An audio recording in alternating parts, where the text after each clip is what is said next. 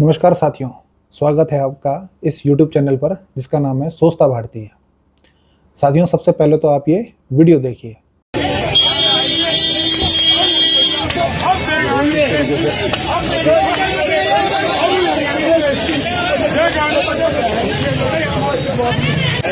Sir क्या पूरे मामले पर ये हरियाणा से आए हुए थे, इन्होंने लड़की छेड़ दी। अच्छा, चक्कर में रोक के नहीं रोक के मार गए, लड़की छेड़ गई थी। और ये गाड़ी का जो नंबर है वेन्यू का ये देखिए आप किस तरीके की ये योगनगरी ऋषिकेश के हाल है। उत्तराखंड पुलिस, आप ध्यान से देखिएगा। और अब इसी वीडियो पर एक हरियाणा के हमारे भाई हैं जिनका नाम है हर्ष शिकारा, उनकी कमेंट्री सुनिए जो कि यूट्यूब, ट्विटर और अन्य सोशल मीडिया के प्लेटफॉर्म पर उपलब्ध है। उनकी आप ये कमेंट्री सुनिए। हरियाणा के आदमी शोर मचा लेंगे, झगड़ा कर लेंगे, ओका लेकर गड्डी की छत पर बैठ जाएंगे, फोटो खिंचवाने लग जाएंगे कि तो और उठ पटांग हरकत कर देंगे। लेकिन किसी 10 साल की छोरी ने, किसी भी जाति किसी भी धर्म का आदमी हो हरियाणा का, ये हरकत नहीं करेगा। 10 साल की लड़की ने छेड़ेगा। ऋषिकेश में हरियाणा के 2 बालक इतनी बुरी तरिया पीटे हैं, पब्लिक मकन नग्न अवस्था में बजाए हैं। इससे पहले 2-3 साल पहले की बात है, एक बारी याद होता रहा हर की पैडिया पोका पी में थे हरियाणा के बालक, वे मेरे गांव के थे। वहां के आदमी दिक्कत है 4 नंबर से, 4 नंबर दिख जाओ और उन बहाना मिल जाओ 100% मारेंगे। चाहे आप फैमिली के साथ हो चाहे आप अकेले हो, कैसे भी हो आपको पीटेंगे। यो नहीं कर सकते तो भाई 1 साल तक हरियाणा के आदमी ना हरिद्वार ऋषिकेश जान पर बैन लाना चाहिए, जाना ही नहीं चाहिए। भूखे मर जाएंगे 1 साल में, गारंटी है इस बात की। थारे कानून के होटल रेस्टोरेंट चल रहे हैं, तुम चलानिए हो। साथियों, हर्ष शिकारा भाई ने कुछ पॉइंट रेज किए हैं और मेरा इसमें क्या स्टैंड रहेगा वो हम इसमें जानने का प्रयास करेंगे। तो साथियों, जो सबसे पहले उन्होंने पॉइंट रखा, ये उनका वीडियो लगभग 6.25 मिनट का है। मैं लिंक दे दूंगा तो आप उनके लिंक को भी देख सकते हैं। उन्होंने जो सबसे पहले एक पॉइंट रखा वो ये रखा कि हरियाणा का कोई भी लड़का 10 साल की लड़की को नहीं छेड़ सकता। तो असल बात यह है कि हर्ष शिकारा भाई इस कंडीशन में नहीं है कि वो ये क्लेम कर सकें कि हरियाणा का कोई भी लड़का 10 साल की लड़की नहीं छेड़ सकता। ऐसा नहीं है। किसी भी समाज की लड़का कोई भी ये जिम्मेदारी या किसी की गारंटी नहीं ले सकता कि ये ऐसा हो ही नहीं सकता। अपराध हमारे समाज का ही हिस्सा है। अगर मैं हिंदू हूँ तो क्या मैं ये क्लेम कर सकता हूँ कि दुनिया में कोई हिंदू चोरी नहीं कर सकता, कोई हिंदू झूठ नहीं बोल सकता, कोई हिंदू रेप नहीं कर सकता? मगर ऐसा नहीं है। समाज में चोरी भी होती है, झूठ भी बोला जा रहा है, रेप भी है, मर्डर भी है। चाहे मैं कितना भी चाहूँ तो ऐसा क्लेम नहीं किया जा सकता। अगर मैं उत्तराखंड से भी हूँ तो क्या मैं ये क्लेम करने की स्थिति में हूँ? भले ही मैं चाहूँ कि ऐसा ना हो, पर ये मैं केवल चाह सकता हूँ, क्लेम नहीं किया जा सकता कि ऐसा हुआ ही ना हो। समाज में सभी तरह के लोग होते हैं, सभी माइंड सेट के लोग होते हैं। तो अपराधी भी हैं तो बहुत अच्छे भी हैं। तो ये उनका जो क्लेम है कि हरियाणा का कोई भी लड़का ऐसा नहीं कर सकता, तो ये क्लेम गलत है। हरियाणा में भी अपराध होते हैं और ऐसा नहीं है कि वो अपराध करने के लिए उत्तराखंड ही आते हों, वहाँ भी अपराध होते हैं। इसीलिए भारत में जो पुरानी आईपीसी थी और नई बीएनएस है, भारतीय दंड संहिता या भारतीय न्याय संहिता, वो भारतीयों के लिए ही तो है। तो ये उनका जो क्लेम है इससे मैं सहमत नहीं हूँ। जो दूसरी उन्होंने बात कही अपने वीडियो में, वो उन्होंने बताया कि हरियाणा के लड़कों की सरेआम नग्न अवस्था में उनकी पिटाई की गई। साथियों, इस बात से मैं भी ये सहमत हूँ कि ऐसा नहीं होना चाहिए था कि किसी भी व्यक्ति के पिटाई वगैरह आप करें और वो भी उसकी मर्यादा को भंग करते हुए, तो ये उचित नहीं है। ये काम समाज का नहीं है दंड देना, ये काम प्रशासन का है, ये काम न्याय व्यवस्था का है। और इस तरह से डंडा उठाना या उनकी सरेआम पिटाई करना, तो इसकी सहमति मैं भी नहीं देता हूं और इसके खिलाफ मैं भी हूं, जिसमें कि मैं हर शिकारा। एक और पॉइंट जो उन्होंने रखा कि हरियाणा के कुछ लड़के या 2 लड़के हर की पैड़ी पर आकर हरिद्वार में हुक्का पी रहे थे, तो या तो उनके साथ पिटाई की गई या जो भी उनको गलत किया। तो साथियों, इसमें ये वाला पॉइंट है कि उनको भी ये मानना पड़ेगा कि हरिद्वार में और ख़ास तौर पे हर की पैड़ी, उस स्थान का नाम है हर की पैड़ी, वो पौड़ी नहीं है, वो हरि की पैड़ी है, यानी हरि का स्थान है, श्री विष्णु जी का स्थान है। वहाँ पर आकर आप नशा, और वो भी खुले आम नशा, जहाँ पर लाखों करोड़ों लोग अपनी आस्था के लिए जाते हैं, तो वहाँ पर वो ऐसा ना करे। वो एक गलत प्रेसिडेंट सेट करता है। और इसमें उत्तराखंड और हरियाणा की बात नहीं, हरिद्वार केवल उत्तराखंड का नहीं है, हरिद्वार उत्तराखंड में है, पर सिर्फ उत्तराखंड का नहीं है, वो सर्व सनातन समाज का है, सभी हिंदुओं का है।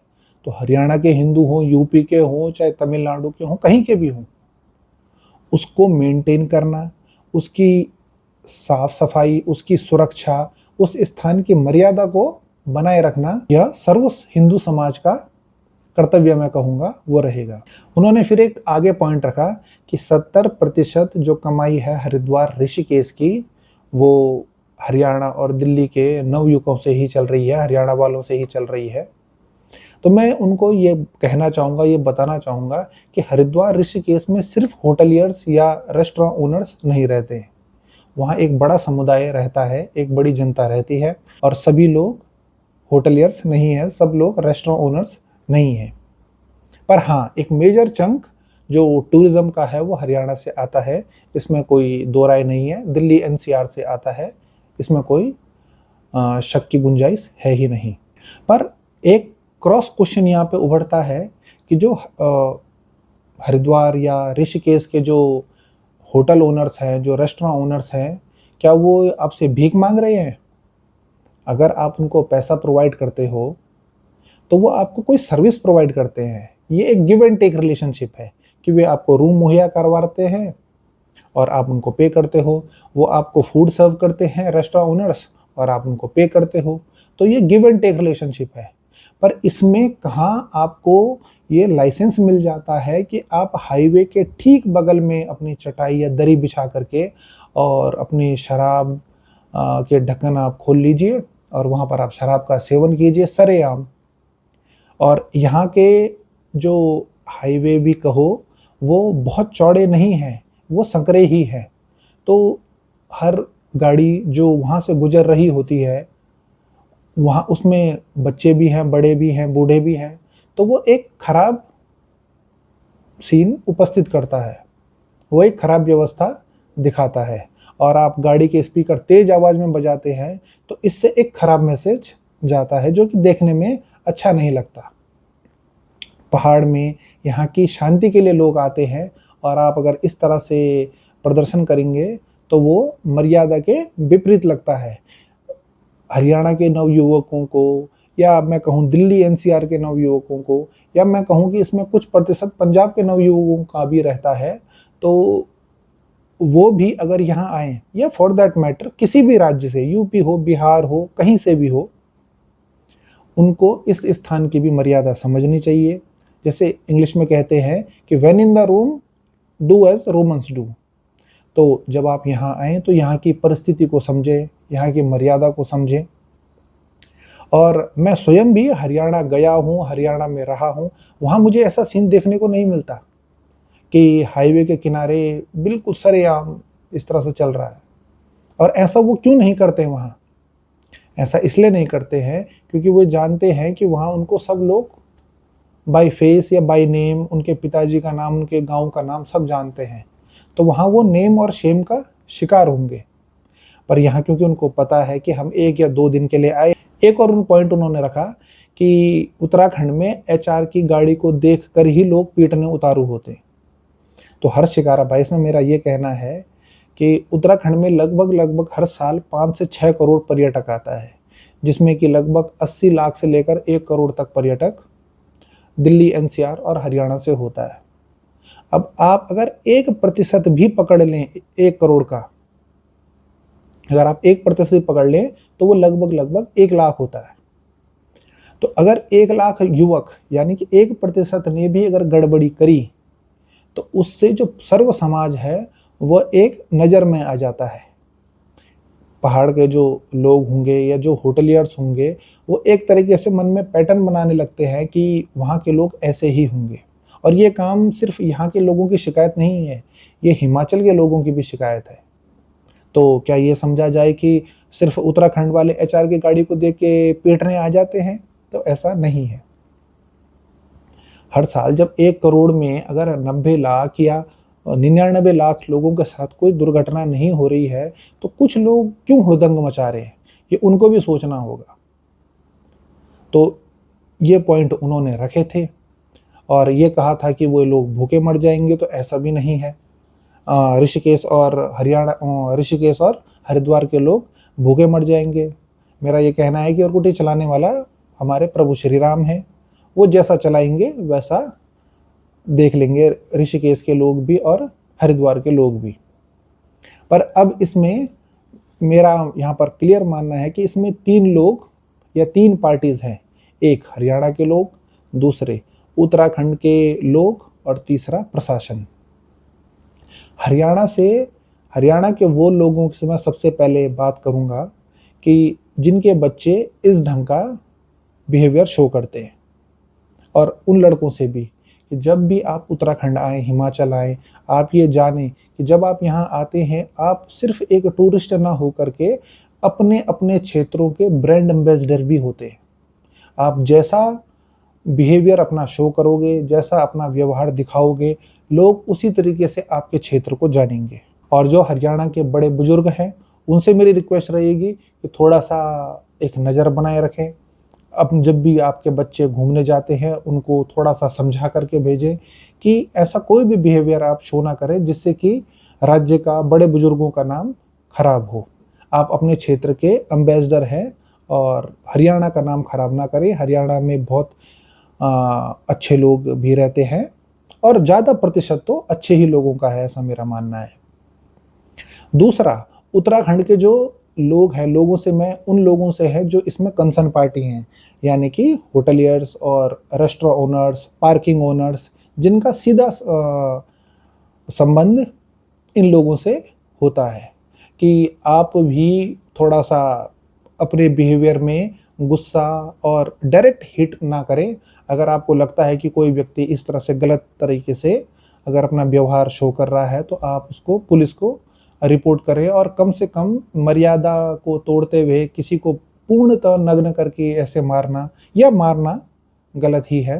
तो आप ऐसा भी ना करें। ऐसी छवि जाती है उत्तराखंड से बाहर जैसे कि उत्तराखंड एक टूरिस्ट फ्रेंडली स्टेट ना होकर के एंटी टूरिज्म के खिलाफ जैसे स्टेट ने एक मिशन छेड़ा हुआ हो, तो ऐसा नहीं है। ये लड़ाई 2.5 करोड़ उत्तराखंड बनाम 2.5 करोड़ हरियाणवी नहीं है। ये इसको ऐसा न जाने दें, मैसेज इसका गलत जाता है। तीसरा, यहाँ पे उत्तराखंड प्रशासन का भी बड़ा रोल है कि अगर आप सही समय पर एक्शन ले लें, ऐसा कोई लड़का, कोई एक गंदी मछली जो समाज को गंदा कर रही है, अगर आप उस पर सही समय पर एक्शन लें तो सर्व समाज को एक्शन लेना नहीं पड़ता, भीड़ को एक्शन नहीं लेना पड़ता। और भीड़ का कोई मैच्योर दिमाग नहीं होता, उसका कोई मैच्योर ब्रेन नहीं होता, वो हमला कर देती है, अपना गुस्सा निकाल देती है। लोग फ्रस्ट्रेट हैं, वो अपना गुस्सा निकाल देते हैं। तो ऐसा नहीं हो अगर आप समय पे एक्शन ले लें। ये स्टेट की लड़ाई नहीं है कि उत्तराखंड बनाम इसको हरियाणा कर दिया जाए। आप अगर समय पर एक्शन लें तो ऐसा कुछ भी ना हो। तो मेरी आप सब लोगों से ये रिक्वेस्ट रहेगी कि इसको राज्यों की लड़ाई ना बनाएं। हम धैर्य से सबका ध्यान रखें और उत्तराखंड में जितने भी देवभूमि के जो भी क्षेत्र हैं वो सर्व हिंदू समाज के क्षेत्र हैं और उनको बनाने में हमें हरियाणा के युवकों की, हरियाणा के लोगों की, दिल्ली एनसीआर के लोगों की और समस्त भारत के लोगों की हेल्प चाहिए। तो हमें सबका साथ चाहिए कि उस स्थान को हम और स्वच्छ बनाएं, अच्छा बनाएं, सुंदर बनाएं। और हर शिकारा भाई से मेरी यही रिक्वेस्ट रहेगी कि इसको गलत दिशा में ना ले जाएं और थोड़ा सा अगर हम अपनी भाषा में थोड़ा सा मीठा बोलें तो वो हम सभी के लिए अच्छा रहेगा। अगले वीडियो में आपसे फिर मुलाकात करते हैं। आपको ये पॉइंट ऑफ व्यू कैसा लगा, आप इस पर क्या सोचते हैं, आप इस पर कमेंट कीजिए, अपनी राय रखिए। अगर आपको ये अच्छा लगा तो अपने हरियाणा के मित्रों के साथ शेयर कीजिए, अपने उत्तराखंड के मित्रों के साथ शेयर कीजिए और देखते रहिए सोचता भारतीय। नमस्कार।